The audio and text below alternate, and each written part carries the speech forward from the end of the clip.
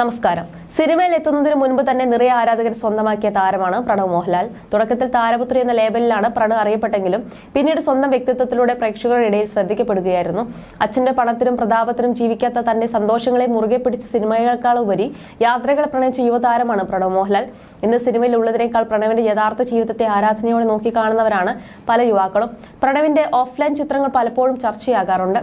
Social മീഡിയയിൽ പ്രണവ് സജീവമല്ല. ഇടയ്ക്ക് വല്ലപ്പോഴും മാത്രമാണ് തന്റെ യാത്രാ ചിത്രങ്ങൾ നടൻ പങ്കുവെക്കുന്നത്.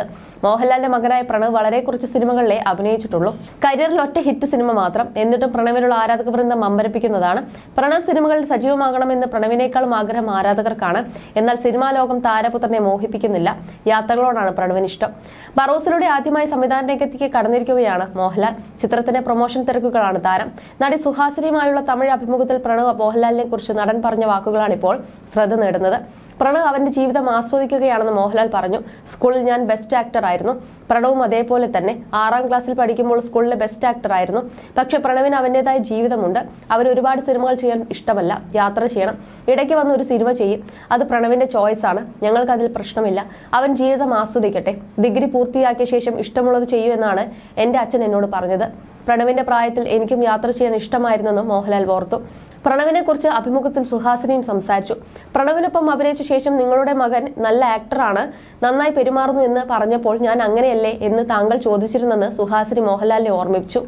പ്രണവിനെ കുറിച്ചുള്ള മറ്റൊരു ഓർമ്മയും സുഹാസിനി പങ്കുവച്ചു.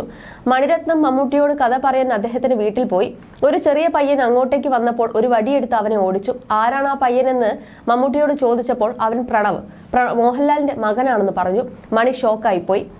സ്വന്തം മകനെ പോലെ 2 അടി പോലും അവന് അന്ന് മമ്മൂട്ടി കൊടുത്തെന്നും സുഹാസിനി ചിരിയോടെ ഓർത്തു.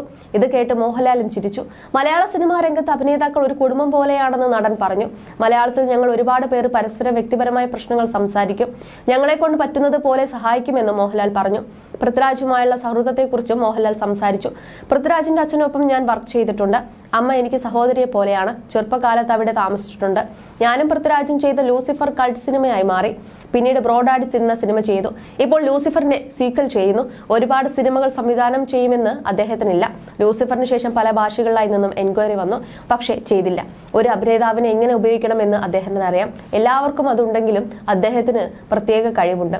അദ്ദേഹത്തിന് ഷോട്ടിൽ എന്താണോ വേണ്ടത് അത് ലഭിക്കുന്നത് വരെ ആവശ്യപ്പെടും. സംവിധായകൻ എന്ന നിലയിൽ പൃഥ്വിരാജ് ചരിത്രം സൃഷ്ടിക്കുമെന്ന് താൻ കരുതുന്നുണ്ടെന്ന് മോഹൻലാൽ പറഞ്ഞു.